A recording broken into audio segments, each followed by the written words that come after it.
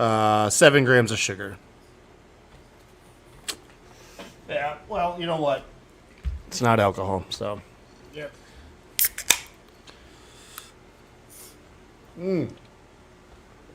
Oh, man. Let's just do the damn thing. Let's go. Let's go.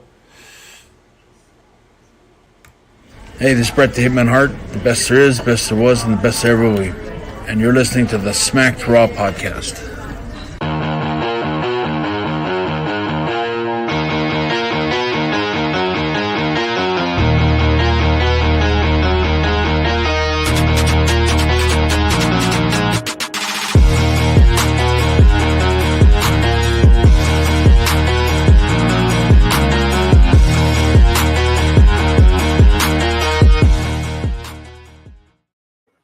Everyone, it's The Rewind, that show where we take a look back at the latest weekend in wrestling, in and outside the ring, and give our 2 cents on the matter. We're your hosts. My name's Cal Tyson.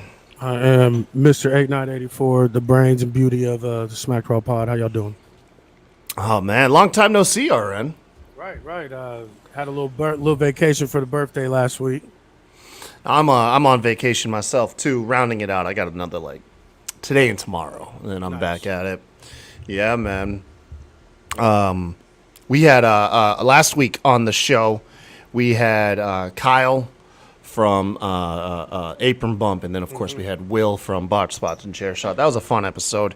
It was more laughs after the show went off the air than during the show. It was funnier in hindsight. But we're back this week, man. What'd you do on your vacation? We went to Louisville, Kentucky. I got family down there, so I went down there. Did Top Golf. Went out to dinner a couple times. Actually went zip lining in these fucking caves in Louisville, which was fucking no ridiculous. shit. Hell yeah. I went zip lining. No, but we went to Top Golf as well. Nice. We went over to the Top Golf in Myrtle Beach. South Carolina, yeah, that's what we went there. Our second or third time going there this year. Second time. Yeah.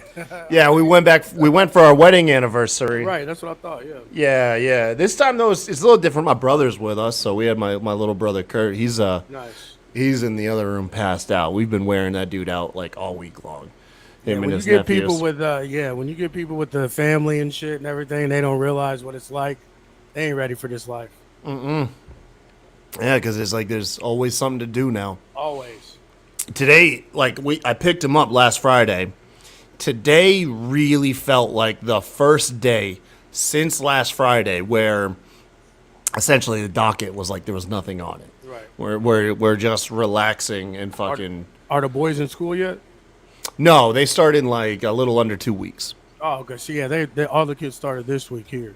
I got you. Oh man. We had a busy week.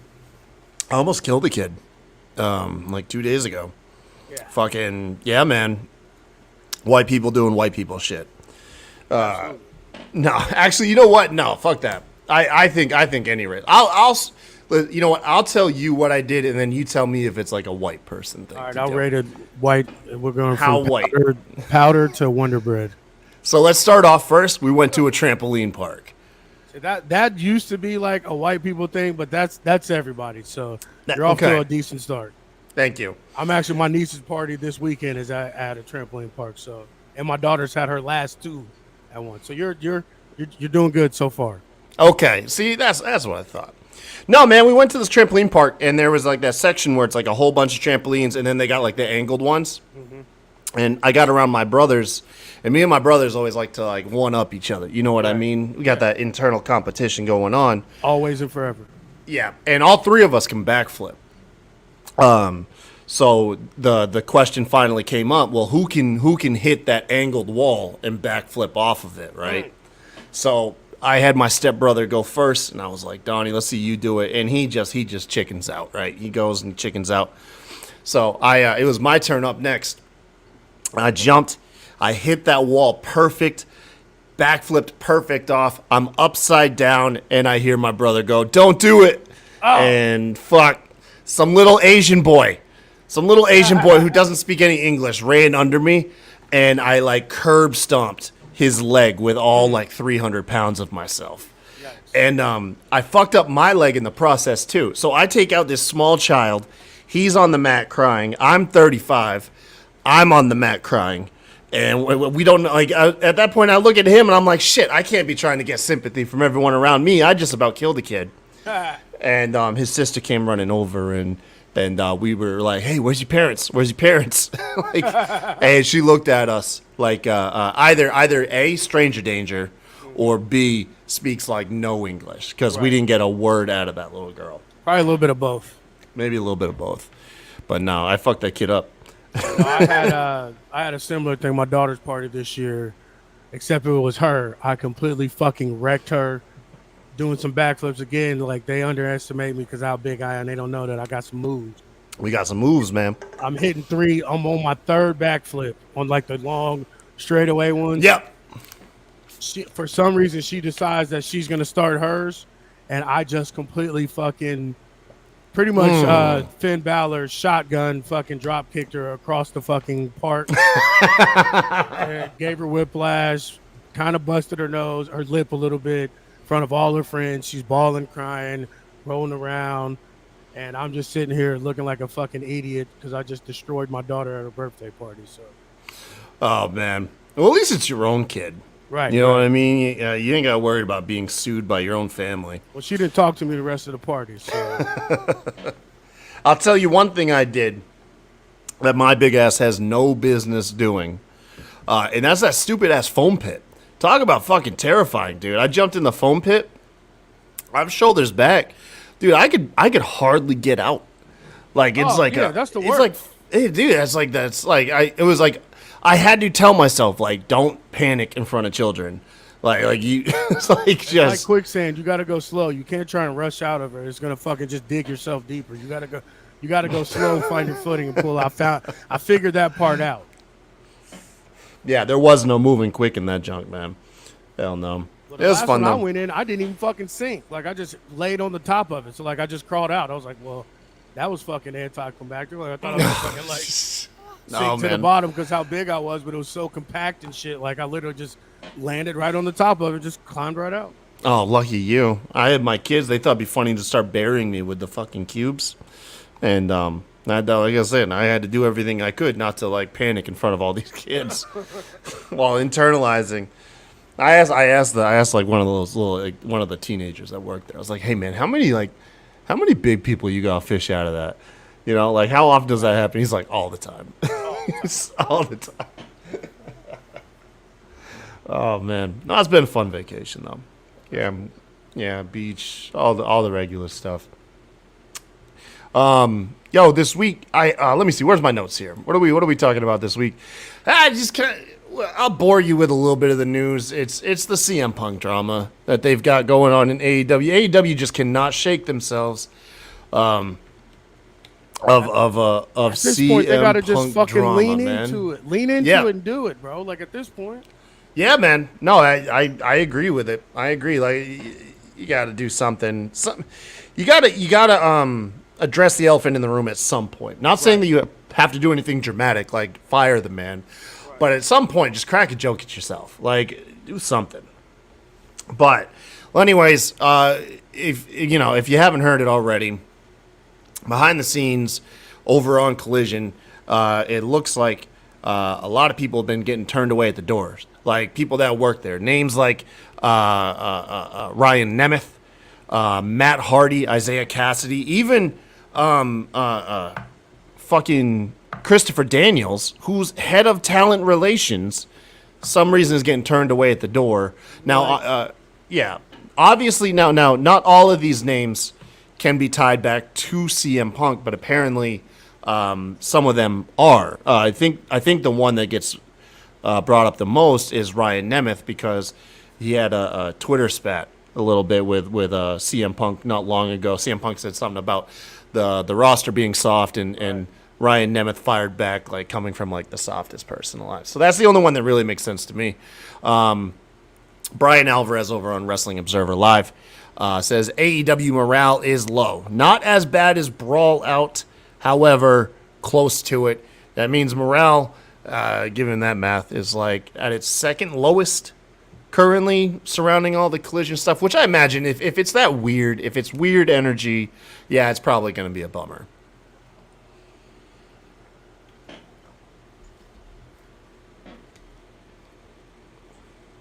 What? Why'd you stop? Because that was it. That was Oh. I fucking just passed. I shot you a layup, bro, and Well, the main thing is the CM Punk shit. I think a lot of it is them playing up into it and playing into the dirt sheets and stuff like. Because I just don't see it being as serious and as like ridiculous as all this shit coming out is. Like, because for one, I think we would hear more from the wrestlers and the people actually in the building, and not so much all just from dirt sheets and reporters. Because like AEW's never been a fucking company where they like are hush hush about shit that's going on. So to me, I feel like this is them kind of using it to their advantage to keep them going. And the collision shit to me is fucking stupid. Like if you're gonna give CM Punk his own belt and shit and everything, like don't make it the AEW belt with an X on it. Like just give him his own fucking title and make it be a real legit like kind of roster split like WWE did. Like fuck it. Like if that's the way you're gonna go. And that's how you're conducting business, then fucking lean into it and make it real like that. But this just goes to a long line of AEW overthinking everything and the inmates running the fucking asylum. yeah, we'll see. Yeah, I mean that's definitely the feeling it gives off. Did you ever see that post collision promo? Supposedly, I read about it that he said some shit. It was about Hangman or whatever. Yeah, I got it right here. I haven't actually watched it yet. Let's go ahead and give this a watch really quick. Bam.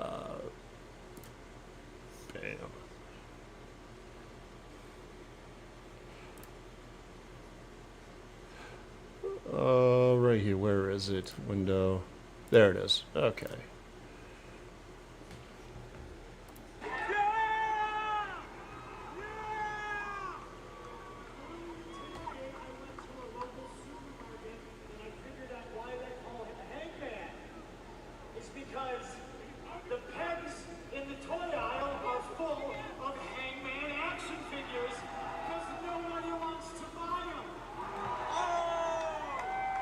I can't hear this shit. You can't hear none of it? It's barely. I can't Yeah. hear this shit. I know what the gist of it was. Pretty much he said Adam Page is the only person he's like legally the only person legally he's able to speak about. Yeah. There we go. Sorry. Is it coming through now? Nope. Yeah, he fucking just calls out Hangman for some reason again in this like post collision. It's not on air. And so you got some people like, so you got two camps. Is this you got the CM Punk just going rogue and being the most petty man alive and still talking shit about a guy who's not around. But then there's kind of like the optimist, where CM Punk maybe potentially just trying to set up something.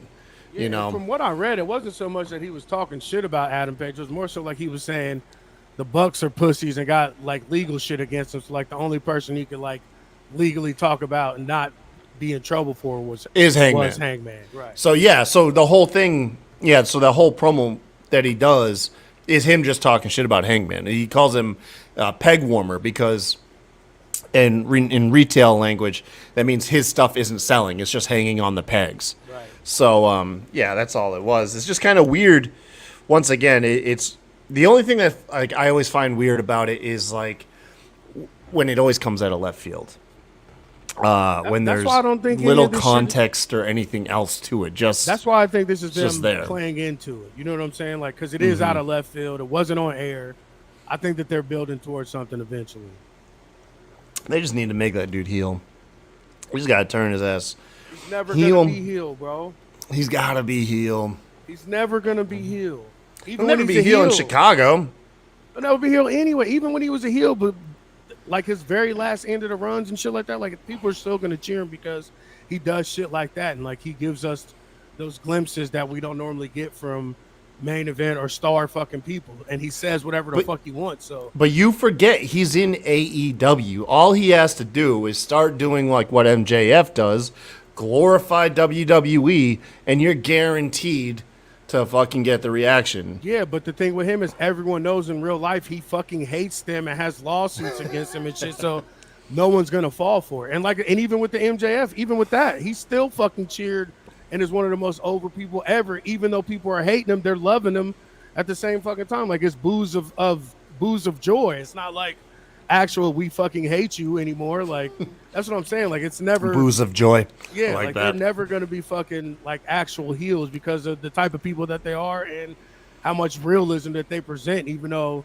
a lot of it is shady fucking tongue-in-cheek bullshit. But I mean it's about Right. it's about as real life as we can get from fake performers, if you want to say. You know what I'm saying? Yeah, I get it. I get it. Like I said, it's just it's kind of like what I've always criticized AEW for. Like my main criticism for them is like their big things that they have going on. They don't really capitalize Never. the best on anything. I'm not sure if it was now. Granted, we might be proven wrong later on in the show about something else that we'll talk about. But yeah, it just feels like cool. If this is something that you guys can work towards, you know, gotta somehow like just shine a better light on it. I don't know how to explain it. It always just feels awkward. Everything right now with AEW, as far as a lot of that stuff goes, just feels awkward. Well, a lot of it is because I don't think they really know how to address it without it like igniting the fires. And I think I think that's what CM Punk's doing. I think he's poking little holes to get us ready for it, or to at least force Tony Khan's hand to make it be a thing. Because that's the thing too that we always forget about him. Everything he does has a purpose. He doesn't just do shit fucking willy-nilly just to say it, just to get a reaction. Like he always is calculating 10 steps ahead of what he has fucking going on. And I think this is just his way of either getting us ready for it or his way of pushing fucking Tony Khan's feet to the fire about it to make it fucking happen. Yeah.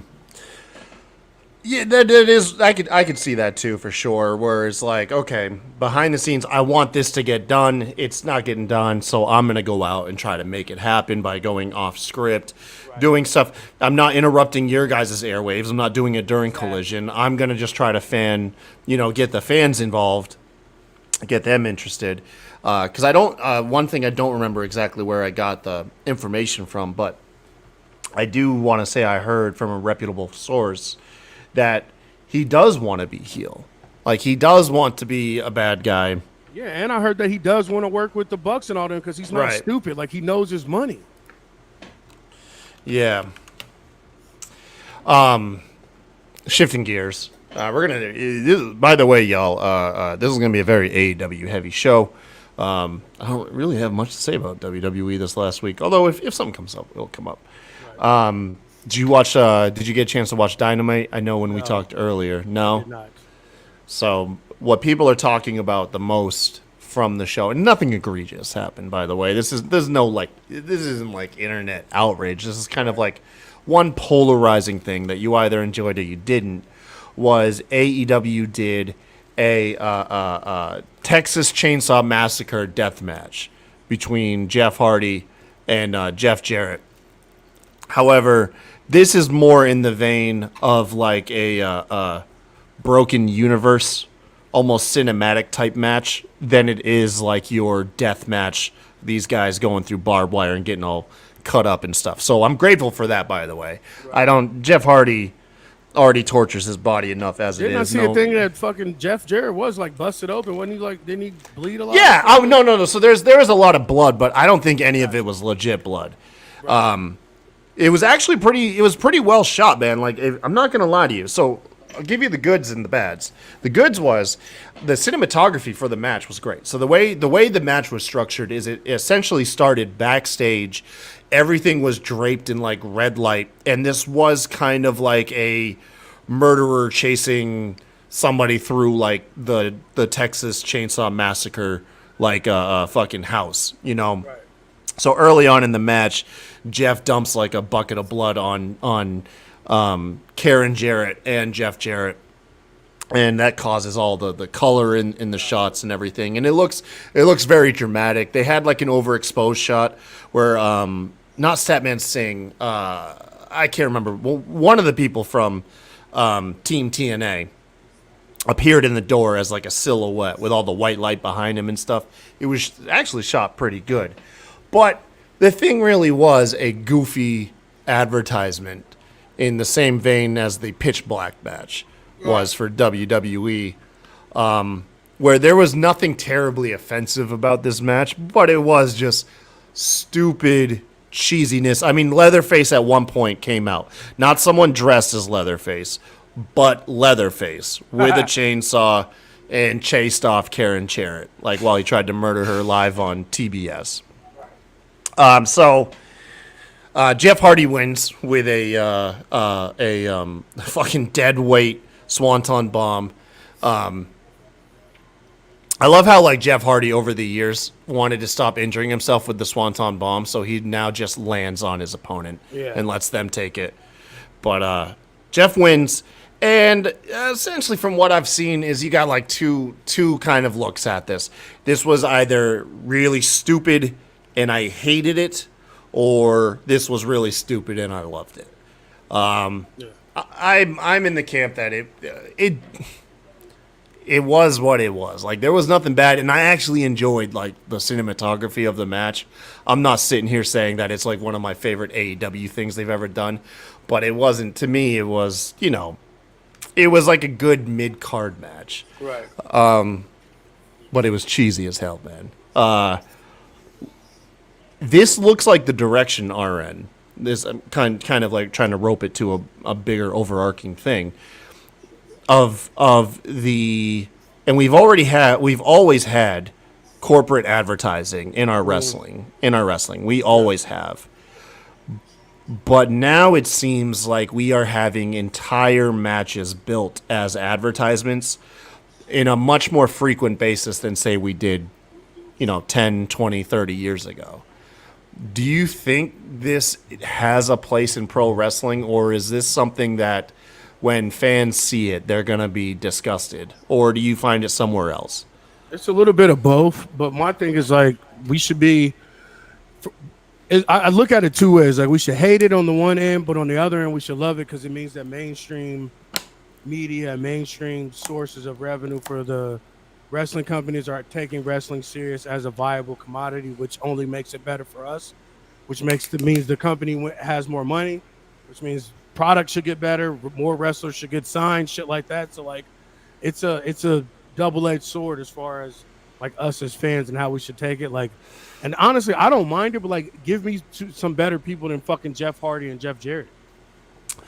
Well, I think because the match was intended to be a harmless advertisement, that's why they didn't mind using Hardy and Jarrett, was because this was a pretty like fairly tame, safe match to do. Well, no, but I understand that, but what I'm saying is, if you don't want such a backlash, use bigger names where people will give it a pass for what it is. Okay, I can see that. So you're saying if you have bigger names signing off on doing it, then just say two guys that are like aging veterans. Right. Okay, so maybe the talent. If you got two guys that are stars, then people, for one, A, will take it a little bit more serious, or for B, take it for what it was, knowing that if those guys are in it, like this is for the company and for us to like laugh at, sort of. But if you give me two fucking old fucks like Jarrett and fucking Hardy, you're already setting yourself up for all the people that hate both those people. Yeah. And you're setting yourself up for people to complain about it because you did basically a whole commercial for something, and you use these two jackasses to do it. You know what I'm saying? So like, you're setting yourself up to fail out the gate. Where if you use two bigger name guys, and not necessarily main event guys, but at least two guys like more at the top of the card, like say Swerve and Darby, you're gonna get a little bit more. People are gonna respect it a little bit more and give it a little bit more. I don't want to say let it go, but like give it a chance and like understand that what it is, that it, like you said, it is what it is. But I think if you hate these obvious corporate obligated matches that we're getting, I don't think there's gonna be one that's gonna sway somebody. Like I don't see a scenario. They see the moment they see like, okay, this is an advertisement for something else, they're out. They're out. That's This is 90% of the matches there, regardless if it's corporate stuff or not. You're always going to have at least 30% of people that are just turned off by it, regardless. right. Yeah. So you're already gonna turn off a certain audience, and I think from there, I believe there's other factors that can determine how enjoyable and how passable the match is. Like, so for instance, let's say the bottom of the barrel is the Pizza Hut Battle Royal, right? Low effort, just sheepish. Here's an advertisement for Pizza Hut. Here's a Battle Royal. Boom. And then I would say more towards the top would be Ray and Dominic for their fucking Cinnamon Toast Crunch match. Right. Whereas, look, we got a mascot out here. We got some silly ads around the ring. However, these guys just had a cracking match, and their story overshadowed the corporate advertising that was in it. But that's what I'm saying. Those are literally two examples of what I was saying. Because even with the Pizza Hut shit, the New Day conquered all that. So not New Day, it was Street Profits, wasn't it? Mm-hmm. And that's what I'm saying. Like, so They're just eating pizza, yeah, tossing pizza into the crowd. Imagine being in the crowd that day, just getting slapped by pepperoni. Right. But again, it was the Street Profits who, at the time, were the hottest. Not necessarily tag team, but they were advertising and co-hosting Raw and doing all that other shit. So like, yeah, it was an advertisement, but it was more so about the Street Profits doing it, so people didn't shit on it like they normally would shit on a type of match like that. You know what I'm saying? That's what I'm saying. If you use more people that are higher up on the card, or at least more people that the crowd give a fuck about, it kind of cuts the knees under the haters. You know what I'm saying? Yeah. Like I said, though, that was and then what do you think, though? In my opinion, the one I hated the most was the Mountain Dew Pitch Black match. Right. Exactly. Because that's an example of you have a guy that is, in Bray Wyatt, and we didn't realize it at the time, but LA Knight, who are on the cusp of becoming the top guys in the company as far as fan favorites, the most looked forward to, like wrestlers in the roster. And then you do this match that completely just, like you said, cut the knees out from under them. I no longer was excited to see, and at this point in time, I'm very excited for Bray Wyatt. I no longer cared about Bray Wyatt's match, which killed me because that was like his big return match. Yeah, that was his return match. But at the time, though, they weren't those guys in the company. At the time, everybody was still up in arms about and back and forth and on the fence about what the fucking character of Bray Wyatt really was at that time. And but that was you will admit that was the dropping off point for him, though. Yeah. For a lot of people that were like, "Hey, let's wait this out." That was the moment they were like, "No, you're right. WWE shit the bed on this." Yeah, I know that, but that's also too plays a part in why we also hated the match so much, is because Bray was already on the downslide. Nobody was really behind it. Like, we were excited to see, but it was still people like, "What is this character? We don't know what it is." And at the time, LA Knight, I don't even think he had just became LA Knight again. He just got his name back. That's what I'm saying. And he was with the modeling shit. So like, if they had been LA Knight now and Bray Wyatt then, you might have been able to get away with it a little bit more. I don't think you would have. I think it would have pissed people off even more. Well, yeah, it would have pissed. But that's what I'm saying. Well, though. They just gave LA Knight the Slim Jim Battle Royal. Right. And actually, that went over fine, like you said. So you know what? Maybe you're right. Maybe you're right. Like, if it had been LA Knight now, motherfuckers, yeah, with Mountain Dew, motherfuckers would have been squirting Mountain Dew all over their fucking heads like Stone Cold. If it was fucking LA Knight now, that's, you know what I'm saying. All these examples you keep giving me are proving exactly what I'm saying. It's like, if you put people that people care about in it, that's why they always put New Day in those positions whenever they had to have a celebrity in or fucking had to do any of those type of advertising. When New Day was at its highest, they weren't even wrestling at WrestleMania, all those other things. They were the the MCs and shit like that. But because of the stock that New Day carried, they got those things over, and then they got people to realize that, hey, we know it's a cheesy advertisement, but fuck it, New Day's doing it, so we're gonna ride with it. You know what I'm saying? Like, I got you. Yeah, point. as long as the performers have the people in their hand, the people will go along for the ride, right. And ignore a lot of the BS. Right, like the Subway commercials and all that bullshit now. Nobody gives a fuck about a Subway commercial. Like fuck them. We still think of Jared touching little kids, but you put Tom Brady and Steph Curry. They are. Yeah, motherfuckers. Subway is paying out the ass And to that's what I'm get saying. for And- their celebrity endorsements. And, Yeah, and you remember all those fucking commercials now, don't you? Even though they're dumb as shit. yeah, you're right. That's, I haven't you know what thought. I'm I saying, haven't Trey? thought of Jared in quite some time with Subway.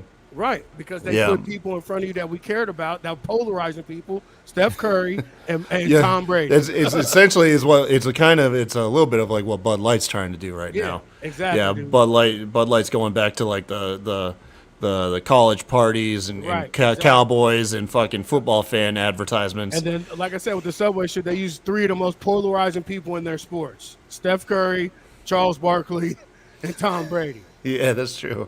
You know what I'm saying? Like it's smart advertisement if you can get it right.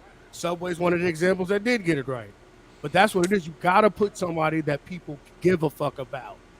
Like you said with the Slim Jim shit, we would have shit on the Slim Jim Battle Royal too if it wasn't LA Knight finally. Slim Jim gets a pass in pro wrestling, I I think, know, though. but And I'm just saying for but what it was. If Yeah. LA Knight hadn't have won that and came out for that, we would have been shitting on that too. because Slim Jim is linked to fucking Macho Man. Macho Man and shit, right? Yeah, that's oddly enough. You know what? If that'll be a corporate advertisement. I'll pop on for the corporate side of the things. Right. Just That's just us, for though. that's us. That's us 30-year-olds. That's true. Yeah, Yeah, that's that's not what I'm saying. nobody that. Yeah, if you weren't alive in the '90s, you never got to see those Exactly. Macho Man commercials. And like Yeah. I said, it's because LA Knight, we remember they had kept him off TV for a while.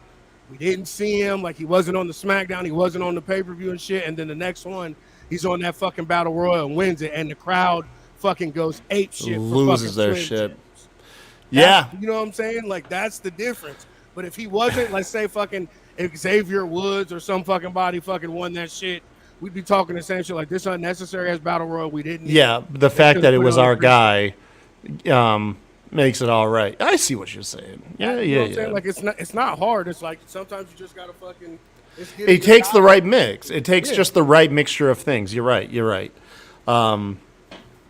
Now, so what you're saying is, had it been somebody like over the top, you had like Kenny Omega and let's say Chris Jericho Yes. run the Texas Chainsaw Death Match, whatever.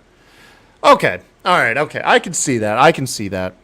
Yeah, because I mean, believe it or not, the person that stuck out the most to me in that entire match that we got on Wednesday, you'll see it too, is Karen Jarrett, because she actually looks like one of the final girls from the movie. Right. You know what I mean? Like her part in that match most emulates what you see And that old bitch looks in good the to be movie. 50-some years old. She does, man. She does look real good. All right, but yeah, that's kind of like the big thing coming out of Dynamite. Dynamite was all right. Had some cool stuff. They're finally building the all-in card. By the way, too. Let's take a quick peek at that. Since I don't give a fuck about none of it but Jericho versus Ospreay. All right, well, let's take a look at it anyways. Where's the most recent one? Cage side seats 18 hours ago, so that's probably right after Dynamite went off the air. Yep. Here's our card. Boom. Come on over here. And then let's try this again. Present.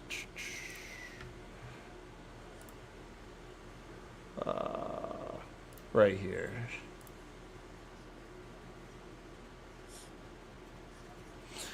So we got going on over here. The Fatal 4-Way for the women's match finally got determined, although it is really obvious. But yeah, you got Britt, Toni Storm, Shida, and Saraya in their match. That's going to be a fun one.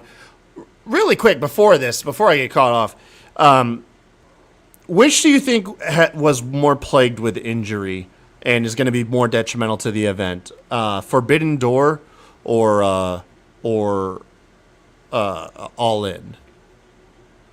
Because, well, the first Forbidden Door show, which do you think is gonna feel like it had more of an impact on it due to all the injuries that occurred? Because you had a ton of injuries going into Forbidden Door, but so far we've lost 3 huge UK wrestlers. Well, 2 UK wrestlers and 1 Universal.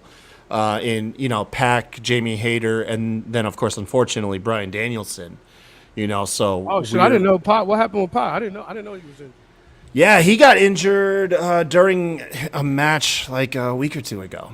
Yeah, and he's gonna miss. That's why Kingston's taking his spot with the Lucha Bros. Exactly. Yeah, man. So they're missing out on two of their big people. I guess as I say it out loud, I think logistically for AEW it causes the same amount of problems, but I think from like a fan's perspective, Forbidden Door was more greatly affected than All In. I mean, Hater and all them is cool. Like I understand like what it would have presented, but I mean, she even before she was injured, she wasn't really in the title picture anyway. So like, She was the champ. She was the champ injured. Remember, that's the reason why she lost the belt to No, I didn't know. Yeah. So she was injured while champion, and there was big drama because she had a scheduled match with Toni Storm, and people were wondering why the match was still ongoing because it was it was known she was injured. Right. Yeah, and so instead of it being a match, it was more like an angle. She just took a quick beat down, and then Toni Storm pinned her and got the belt off of her.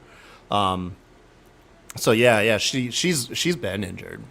Well, that's what I'm saying. So like, it really wouldn't have mattered, kind of regardless. Yeah. I mean, and Pac is what it is, but it's another fucking multi-man match. So like, I don't think any of Bryan Danielson maybe they weren't going to capitalize. Yeah, right. Bryan Danielson, I know we would have got probably a dream match maybe, but like Pac and Hater, like I'm not really sure. Like they would have, them getting hurt didn't really move the needle on it, in my opinion.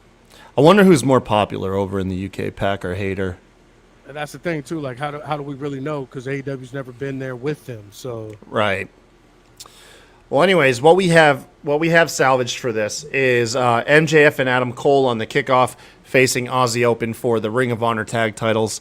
I cannot. That's like the fucking sports entertainment side of all of this that I am over the moon for is everything that's going to happen between MJF and Adam Cole. This will they, won't they turn on each other? Their heels and faces. They're going to win this title, and that's what's going to fucking make the title match more fucked up or whatever. You think they're going to win the tag titles? Yeah. And that way now they're both going in champions as a team. That to me, that's the best way to do it. If not, if we do the fucking same old, we cost each other the match on accident and lose, and then that's what, like, we see that all the fucking time. I think the smarter move is to have them win and then have to have this match where they fuck each other up, and now they're the fucking tag champs, and now they're really stuck together. Because right now, there's nothing holding that friendship together. If it breaks apart, it breaks apart. But if they're the tag champs, they have to fucking fix whatever. That's woven in there. They have to fix whatever rift the title match causes because they're still the fucking tag champs. That's true. And then there's a lot of story. By the way, this is one of the rare occasions that we get to say here on the Rewind that RN was wrong. Because RN, well, I was too, but we were convinced they were going to break these dudes up in 2 weeks. And they're rolling with it, man. They are, yeah. I'm glad I'm fucking wrong because it's bloodline level for them. Like, even though it's never at the top of the card or in the top of the main event of the show, and he's the fucking world champion, it's the best story going, which I still don't fucking understand. But again, it goes back to AEW again, never capitalizing on hot shit that they have. Like, I don't understand why this is not the main event ending the show every fucking week, but it is what it is. But yeah, like this is probably one of my favorite storylines, maybe my favorite storyline AEW's ever done. Well, you know what ended the show on Dynamite, right? No, I didn't watch Dynamite, remember? It's just it was the Young Bucks returning as a tag team taking on the Guns. We had MJF and Adam Cole in the middle of the card, but the Young Bucks, their returning tag match against the Ass Boys, is what closed the show on Wednesday. Again, like I said, AEW they are about as tone deaf to their own product and fans. Like, as much as they give us what we want, make all these dream matches and shit, like, when it comes to actually capitalizing on something that they created organically that works, they never do it. From Hangman to Jamie Hayter to fucking what's her name? Thunder Rosa. Like, they never fucking capitalize when they should. Never. Yeah. This one felt like, I am such a big AEW fan, but even I'm like slowly eroding where I'm just like, you guys, you're making it so hard for me to stand up for you. In this case, like you said, you got the hottest act right now in AEW easily is MJF and Adam Cole. Now, granted, I don't book a show, so I don't know if the middle of a 2-hour program is where you want the hottest thing to maybe keep people interested. But my lizard brain would think you would close the night with your hottest act / world champion, and not have your tag team. Although as loved as the Young Bucks are, they're facing the Ass Boys in a stakeless match. Right. I don't know. I didn't get it. MJF doing his kangaroo kick. You'll have fun learning about that one. I just don't see how, even if that is the case about putting someone in the middle, like he's your fucking world champ and he's not in the main. It's your top program. Like I was like, and like you said, it's the hottest thing they have going. So I'm again, like I try to like AEW. I really do. I like a lot of the things they got. I love the Forbidden Door concept. I love a lot of their wrestlers, but at the end of the day, the fucking way that it's run is literally ran like fucking Tony's just like in his office doing coke. He's like, you know what? Put Young Bucks last, like for no reason. Like he'll look at a picture or look like a pair of their Jordans or dude's got some Jordans on. He's like, you know what? Young Bucks should go last. Like just random shit. Like nothing about this show ever feels cohesive. Like seeing people every 3 weeks on TV and shit. Like it's just like I try not to be a hater. I really try not to be like, and I'm the indie wrestling guy. Like, you know what I'm saying? Yeah. It pains me to fucking hate this show as much as I fucking do. Like, it really does. Yeah. I mean, with my optimist outlook for it does have plenty of good things going on for it. You know what I mean? It's not built. In spite of. Exactly. In spite of some very, very glaring omissions. You know what I mean? Not trying to hold anybody to the standard where everybody's perfect, but yeah, there are some glaring omissions from AEW that just it can distract you, and then like I said, too many of it and too much of it, and it can ruin your enjoyment of the product. So I totally get it. I said, I love everything entering. Like they have, to me, besides maybe like Gunther, Seth, and a couple other people, AEW's matches, match for match weekly, they have better in-ring stuff, and not even necessarily better, but just stuff that I enjoy watching more. Because like I said, I'm the indie guy, and I love New Japan and all that other shit. But everything around it and getting up to those matches, like, is literally some of the most, like, I've seen better, like, booking and, like, decisions company-wise at these fucking rinky-dink shows that I go here in Ohio at breweries and fucking soccer sports complexes. Like, I've seen better decision-making there than I do on this nationally televised program every week. Yeah. It is what it is. Yeah. Let's go ahead and take a look at the rest of the card. This isn't, oh, by the way, any listeners, this won't be like a full prediction show because that will come next week. We'll do our predictions episode. But for right now, it feels like we've been waiting forever to get an idea of what this card is going to look like. And for the first time, as of like last night, I think it feels like we have almost the full card. Maybe there's one or two matches that need to be like touched up, but I think for the most part we know what we're getting now. So you got Aussie Open taking on MJF and Adam Cole for the Ring of Honor tag straps in the kickoff. Ring of Honor's the New Japan Strong champs, I think, and the fucking ROH champs. Hell yeah! By the way, hey Will. Will says, "RN and Kai, I miss you." What's up, buddy? Yeah, Ginger Ninja. Says Kyle, I like your shirt. Thank you. It is a silly shirt. We went on an outing, and me and my little guy DJ bought Gavin and Jess silly shirts they had to wear, and they did the same for us. And so we all bought each other silly shirts. That's not and now a silly shirt. That shirt's fucking fire. I know, right? It was intended to be silly, and I love this shit. That shirt is fucking fire. But anyways, thank you. Moving on to the card.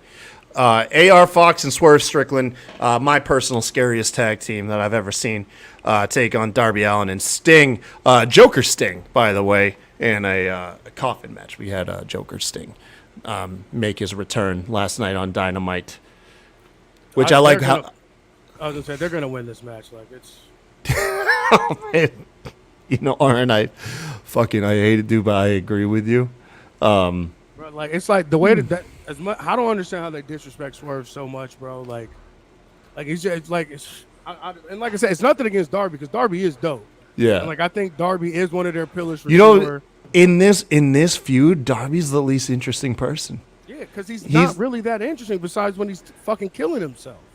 Well, no, like I feel like his whole thing, I forget who the protege is, but he's got that really young protege with him, and he's doing this, they're doing like this mentor role for Darby. I'm not going to lie, like not trying to be too judgy here, but at way too young of an age. Not saying you can't be a good mentor by your mid-20s.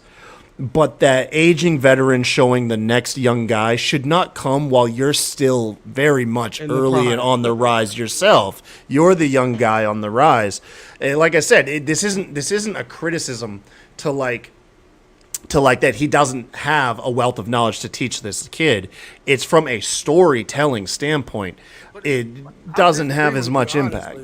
Because I've been watching, Darby's literally like a 15-year vet. Like, you know what I'm saying? Like, yeah. So, like, that's why I disagree. Like, I've been literally watching Darby for almost 10 years from Evolve and a couple other, like, shitty indies around here in, like, Philly and shit. So, like, I actually kind of disagree with you on that one. And it was, like, the guy that pretty much raised him.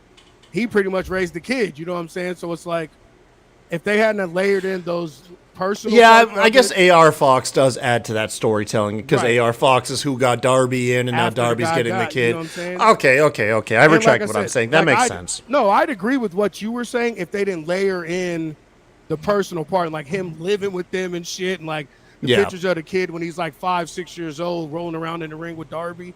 You know what I'm saying? Like those little tidbits, which normally AEW doesn't really give us good things like that. So like that's why I'm kind of like the story itself I'm all on board with. I like the story and I like AR's point of view. Like, bitch, I'm got you where you got, and like you didn't give me a call like you giving this little dude a call, and I trained you and made you, you know what I'm saying? Like I like all those elements of the story. I just hate that Swerve has to be thrown into it and take another fucking L. Like it's like all he does is take L's in AEW. You know what I'm saying? Like I thought for sure Swerve was the dude taking that TNT title from Orange Cassidy. No, not and, the TNT, the All Atlantic or the international champion. Yeah. I did too. Like, and we see how far that got us. So. Yeah, man. I don't know. It just feels it's cool. Although I'm not gonna lie, I'm coming around to Swerve and AR Fox as a team. Easily the most interested in the AR Fox I have been since he was introduced. Because honestly, he just seemed to me like another narcissist hire for the company, just another friend who didn't have what it took. And it's not me to judge, but he's won me over. Like him and Swerve got some damn good chemistry. Yeah, well, my thing is I don't mind it because it's like not often that black people get a little taste of that white privilege, especially in wrestling. So, like, I don't mind that a nigga got brought up by his white buddy. You know what I'm saying? Like, that's why. And I like, again, AR Fox watching them. Like, they were in a group and Evolve, him and Swerve and everything. Yeah. Like, so, like, I knew they had chemistry. And like I said, I know it always seems like I'm shitting on everything and, like, pulling the race car. Like, and I am technically, but, like. We wouldn't have a show if you didn't, man. Facts. But that's like a solid 40% of this show. Right. And I love everybody in this match, including Sting. Like, they use Sting perfectly for his role and everything. But, like, I'm just tired of seeing Swerve lose. That's my only complaint for this. Like, we know Darby and them's going to win. This is his match. It is what it is. I think the storytelling's been fucking dope. It actually gives you something to wrap your head around for AR, being that, like you said, he's new and, like, we're getting to see what he's really capable of, and also giving us some shit on Darby, too. Not just being a, like, weird, creepy dude, but actually seeing, like, he has family. He has people that he cares about. You know what I'm saying? Like, it's giving us, letting us see different parts. And I like when they went to the fucking thing and beat the little kid up and shit. Like, you know what I'm saying? Like, the story is amazing. Like, I'm not mad at the story at all. And, like, AEW's actually really, like I said, putting in those little personal notes, the pictures of Darby and Dude and everything, and, like, giving us that backstory before this all jumped off, which was fucking flawless. But, again, this is a L for Swerve and fucking AR Fox. So. Yeah, man. I wonder, like, we can go, like, at some point we'll pull up some numbers to see how these feuds, but do you think we're getting to, like, almost like a Superman complex, but with, like, the majority of AEW? Because it does feel like the baby faces It almost feels like the baby faces are always winning. Like I don't know how to. And, I mean, that's true. Off but, the top of my head, it feels like the baby faces do overcome the heels right. Which fairly I'm not, easy. I'm not mad at it with Darby though because of what Darby puts his body through before he eventually gets to Nah, go. man, he got to start eating some L's, man. Like the person that I hate the most that does not fucking lose is Britt Baker. Britt does not I don't lose. mind Britt. I don't mind her not losing, honestly. Really? Because she's a heel. Like, you know what I'm saying? No, Like, she ain't a heel, man. They don't not a even heel know per what they don't se. even know what she is. I mean, to me, she's a heel. Like, the AEW's just too stupid to fucking realize it. Like, everything Yeah. about her is heel. So, Yeah, you get a She even still couple wrestles like a heel. cool chat. pulling Yeah, somebody's fucking mouth off and shit, like for your finisher and shit and everything. that's your shit. Yeah. You know what I'm saying? Like, Blackpool Combat Club, Mox, Claudio, and Yuta taking on Mystery Partners. So that's probably going to be solved next week. You got Eddie Kingston and the Lucha Bros, and then of course Orange Cassidy and Best Friends. This was announced yesterday, so I'm breaking it to you. But we're getting a Stadium Stampede match at fucking Wembley, bro. I've seen the cards already. Okay. I'm stoked on this, man. I'm going back. So it's not. I thought it was like a 4-way. So it's those 6 versus Blackpool's going to have a mystery partners. Yes. Yeah, Blackpool will have a mystery partner. The way that it looked like on the like show banner or whatever, I thought it was just like a 3-way fucking like Stadium Stampede with Lucha Bros and fucking Eddie and then Best Friends versus Mox. I didn't know it was like 6-on-6. Yeah, that's what it appears to be. I'm going back and watching the original Stadium Stampede tonight. I only I got a hot take. I'm yeah. fucking over the Blackpool Combat Club. For real? Yeah. Nah, man. They just ain't in a stellar feud right now. Everybody needs a cooling It's not point. about the feud. It's not Everybody about the feud needs or a the cooling cooling point. point. It's like they've never been presented like they were like when they first started. William Regal has all the magic, man. That too, and William Daniel Bryan not talking them up on commentary every match and shit. Like the three That of is them true. together, like they're all ass on the mic. Yuta doesn't talk at all. Claudio is never been good on mic. That's always been one of his worst downfalls. And Mox and shit like Mox needs a bunch of motivation and good material. yeah. Like And I don't- he's I said, y'all know how much I hated Moxley. I'm not on that train yeah. anymore.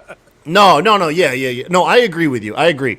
Like Moxley, like right now, he probably would have nothing interesting to say. Right. But when the dude was coming back off of battling alcoholism or his feud with fucking Eddie Kingston and stuff, it's riveting shit. But he can't make he's not a guy who can turn out gold on the mic when there's not much given to him. You know what I mean? He's just not that natural. Which that's those are people that we talk about are like on another level, anyways. When it comes to that, so I guess my thing is like I understand what the concept of Blackpool Combat, but like they don't do any like I know Moxley's the brawler, Claudio's the muscle, fucking Yuta's the technical guy, but like all their matches are just fucking like hardcore brawls and shit. Like it's like what they were sold as is not what we're getting. They need to keep building their ranks if they're gonna That's if they another want thing, to too. get the whole baptism of blood. You need to be building your ranks. You need because that was the cool thing was like we used to talk about taking the young guy and fucking beating him in. Like who would have thought it would have been fucking Yuta of all people? Like that to me was like one of the dopest things. Like he had a banger of a fucking match with Bryan, earned their respect, and they're like, all right, bro, we got you. You're with us. Yeah, You know what I'm and saying? you got it, and you agree with me. Yuta's stock, granted, not a top of the card guy, but it's still way up from where it started. They made something out of Yuta. To me, he's like Zack Sabre Jr. light. You know what I'm saying? Like I fuck with Yuta like a lot. Yeah. Like, I want to see more from him and like how this is going. Like we never even hear Claudio talk. He's a fucking Ring of Honor champion. We never even hear him talk or even say shit about Ring of Honor unless he has a match there. Like it's like I don't know, like it's falling short for me. Yeah, I hear you. I'm gonna speed through because I remember you have Yeah, we're getting close. Yeah, exactly. I'm gonna speed through the rest of this. so that we can still do some UWO before we get out of here, and because we'll definitely go more in depth on the rest of this card next week. But yeah, filling it out, Chris Jericho, Will Ospreay. You said that's your match you're looking forward to. The Golden Elite, which is Hangman Kenny and Kota Ibushi taking on Bullet Club and Takeshita. We have the women's 4-way match that we mentioned at the beginning of this. Young Bucks and FTR. That's going to be fantastic. I can't wait for that shit. And then, of course, our main event, MJF and Adam Cole. The card looks good, man. The card looks... That's the main event? MJF and Adam Cole? Yeah. That's sure? the way that... Yeah, man, I'd fucking hope so. We'll see. We'll see. But I think FTR and Bucks is going to be the main event. It looks like a cracker card. I can't... cracker. Yeah. It looks like a cracking card. Right as fuck. You're right. Yeah, you're right. We'll talk about it more next week. Yeah. Let's go ahead and get on to some UWO, and then we'll get you out of here. Do it. I got to get back to family too myself. Brand. Let's see. Do I got a sound? Yeah, I got that intro. It's right here. Tell me he didn't just say that.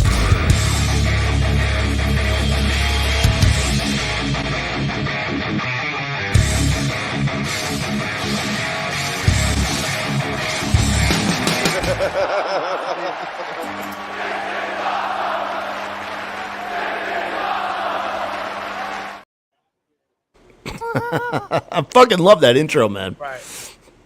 That intro is fucking good, dude. And I love that it's Booker T kicks it off, and you got to hear Booker T every show we do going forward. Right. If you guys aren't familiar with what UWO is, it's a segment that we do here where I take tweets, X's. What are we calling them? X. I don't know. The comments, unpopular wrestling opinions. I read them on air. Me and RN. Then if we have any guests, we'll chime in and say if they are truly unpopular and they need to get yeeted off the show, or if maybe they got some merit. But it's always a fun time here. So let's kick this off, man. The first one comes in from Mac 112345. Jay has to be the one to beat Roman for the title. I put this up here because Jay feels like he had his moment. Yeah. Him and Jimmy pinned Roman. Roman's first pin loss since fucking like Corbin 3 years ago. Right. I think this is shit. I think we're past Jay. Yeah, we're way past Jay. Yeah. All right, let's go ahead and just yeet that shit out of here. Oh fuck! It's on loop. It's on loop, RN. All right, there we go. Eddie Lindstein says the ruthless aggression era was way better than the Attitude Era. I can't believe I'm saying this, but I'm going to agree with this. Oh, man, I hate to say it too, man. It's what do you value more?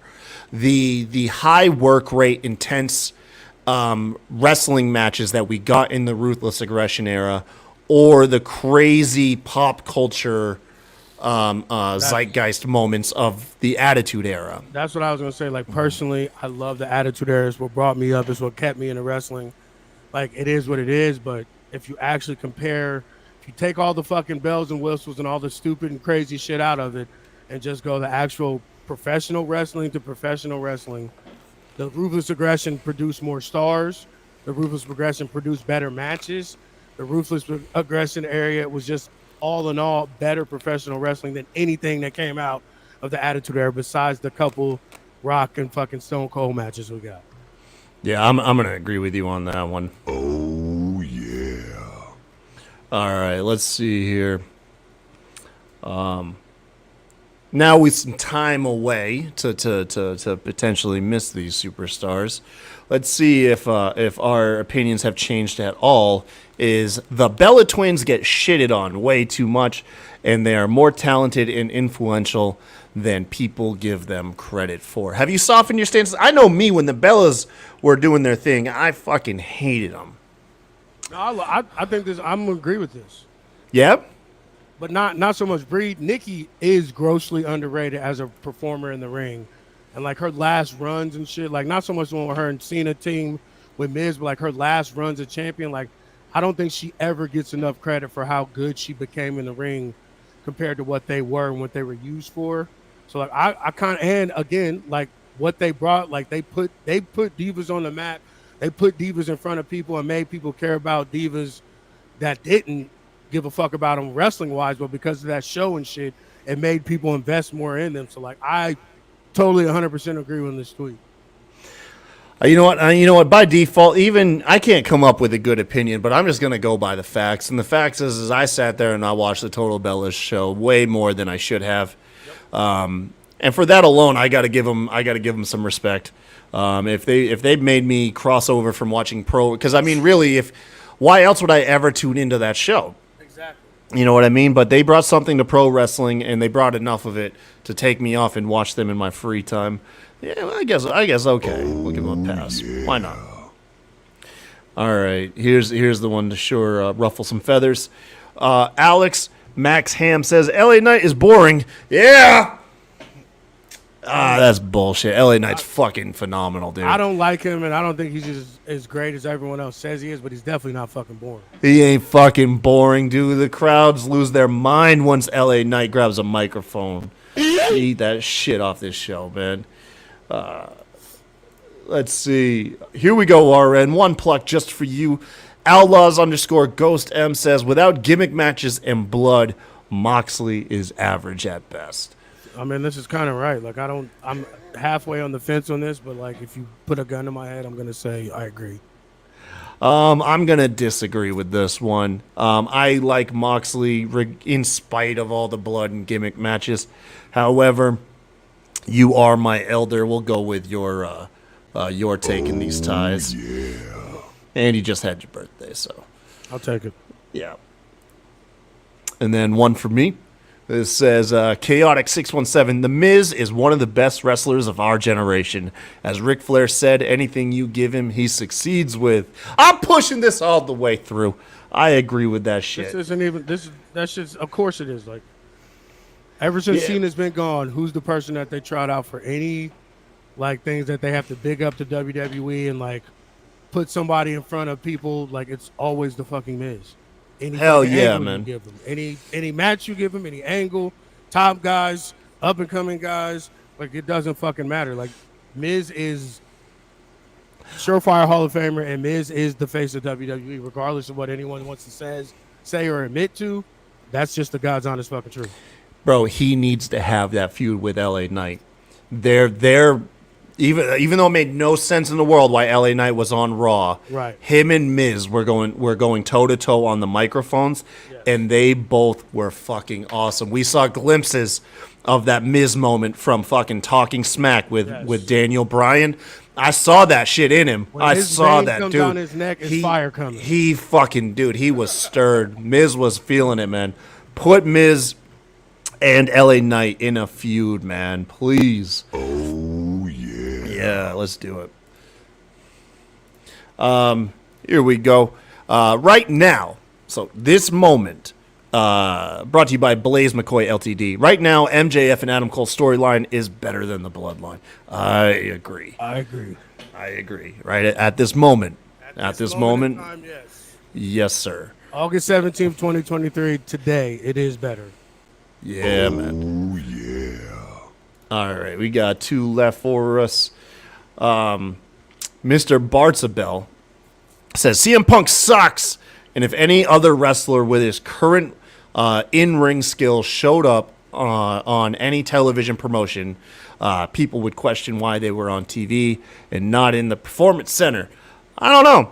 I guess you put a microphone in that dude's hand. That's the part. And he shows where he separates himself from everybody. That's the part. And that is in the ring. Right.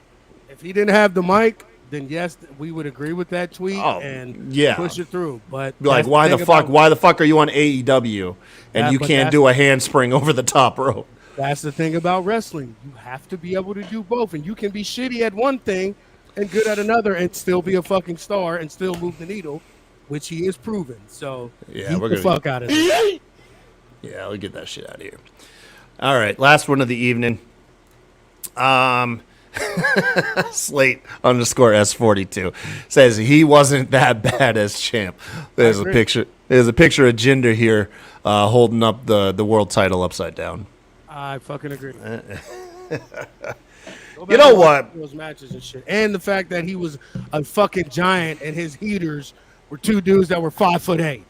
That shit is fire, bro. The Bollywood boys, bro. Like, how the fuck your heater, your bodyguard is gonna be half your size? The Bollywood Boys is the reason why we got that awesome gif of Randy Orton doing like the yikes face. Was after he almost dropped one of them on their head. Yeah, I don't know. Like it's up there with like JBL.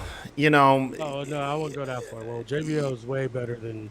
Yeah, JBL was way better than Jinder. But Jinder had that thing where I couldn't wait to see him lose. I will say that. Did his job. I didn't change the channel. I could not wait to see who took that belt off of him. And when it was AJ Styles in Europe on a fucking random SmackDown, the crowd lost their shit. And you have to be a detestable champion to garnish that kind of reaction when you ultimately hand the belt off to the next person. So with that being said, of Bama Dave, as a heel, he was doing what he is supposed to do. Yeah, okay, cool, man. We'll give it to you. We'll give it to you. Jinder's gonna get his flowers today. Why not? Oh, yeah. That's it. I still can't never like. That's always like one of the best things about that was his heaters were literally two dudes that were 5'7". And he's 6'9", 350, 360, and his fucking bodyguards and his henchmen were basically Oompa Loompas. Who was the better undersized henchman? The Bollywood Boys or J&J Security? Ooh, that's a good one. Yeah. That's a good one. Because I forgot about because Seth is huge too, and they were exactly 5'7", 5'8". J&J, they got, and then don't forget they had to get tossed around by Brock Lesnar. Yeah. Oh shit! I don't know. I think it's pretty close, but I think I'll go with J&J. There, man. I'll go with J&J. I got to go with J&J because I personally like Jamie Noble. Yeah, I love Jamie Noble. Yeah, I love Jamie Noble, man. He's a good guy. Nothing against Joey Mercury, by the way, too. Right. Joey Mercury is awesome. We'll forever have that ladder match that he was in with the Hardy His Boys, face exploded. where he took an L for our entertainment. That's for sure. Hey, you guys, listen. We always try to cut up and have fun on these shows, but we always like to draw attention to mental health awareness and addiction issues. RN and I both struggle with alcohol addiction and mental health issues through our struggles, and we've learned that it does nobody any favors keeping that stuff bottled in. So we'd always like to encourage you to let you know, A, you're not alone if you're in these struggles. I think more people struggle with these problems than most people would actually think off the top of their head. And then on top of that, it does no favors to keep it bottled into yourself, man. Make sure to reach out to those around you or even to us and just to talk if you ever want to, because, man, it helps. It helps to reach out and talk. It's helped us, RN. Talking to you weekly, you know, it's always been nice to touch base with somebody else that I know is going through the shit. And I appreciate that. Same. Like I said, we're here for you. Like, don't hesitate to reach out. I know we're strangers, or if someone you know, if we're someone you know, like, we're here for you guys. Seriously. Yeah, man. Now, with that being said, we got to get out of here. It was going to be a shorter, breezier show. This was a very AEW hate-filled episode between you and me, man. I don't know. I think you're starting to rub off on me a little bit here. Yeah, you're starting to get over the Munchausen syndrome. All right, how's the kennel business going for you? Doing good. We got a couple breedings we just did. We're waiting on. We should have pups on the ground very shortly and ready to go right in time for Christmas. That advice you gave me on lining the top of my dog kennel worked like a charm. I used chicken wire instead of pallets, but zero breakouts ever since then. There you go. Yeah. Yes, sir. There's our cameo. Yo, hey, come say hey. Wait, hold on. Let me just. You don't want to be on camera? No. Okay, then what's up, man? This one, there's two look like this one, but this one is not the same. Look, see see on the bottom? Yeah. And look at this one. We'll take a look at those catapults later, and we'll see what's going on with them. We built these chain reaction catapults. They have a platform, and if anything hits the platform, it launches the ball. And you got 3 of these suckers, so you can do like a chain reaction, hit one platform, and that ball flies onto the other and onto the other. It's this pretty cool thing. It's fun. It's fun building shit with your kids, I guess. But yeah, thank you. You definitely know what you're talking about when you talk about dogs, man. Yes, sir. All right. You guys, thank you all for joining us this early evening. We will be back on Tuesday. What's Tuesday? What day does that fall on? All right, and that's going to be Tuesday the 22nd, 9:30 p.m. I think let's get a guest on the show. I'm with it. Yeah, we'll figure out. We're going to book somebody to join us, hang out next Tuesday, have some fun doing UWO. But until then, like always, you guys, y'all have a good one. See y'all next week. Thank